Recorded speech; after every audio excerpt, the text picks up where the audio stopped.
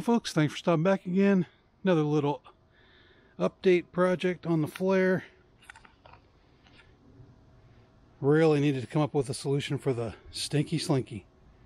I don't like putting them inside the rig unless I absolutely have to. Our last rig, the storage compartments were plastic. So I didn't have a problem putting stinky slinky in there because I could wash it out. This rig, all of the storage bins are carpeted. And I didn't want to have that in there. So, lots of ideas on YouTube. I selected to do the 5-inch PVC pipe or 5-inch fence post. Real easy install. On the flare, they actually give you a bumper, but it's just a piece of metal. Nothing hollow. But that made it easy to mount to.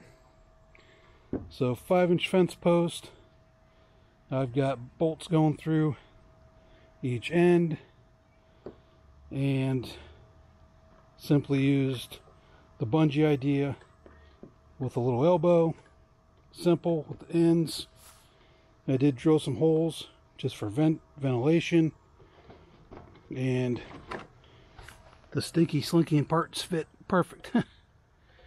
So the only change that I did versus some of the other installs was I didn't like having the unit having the plastic right up against the metal.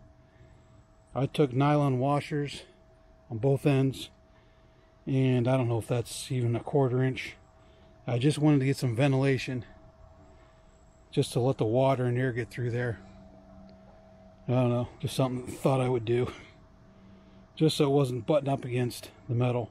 Plus it gave room for the end so it wasn't right up against the metal as well, against the bumper. So just my little twist on the install. I'm able to get the main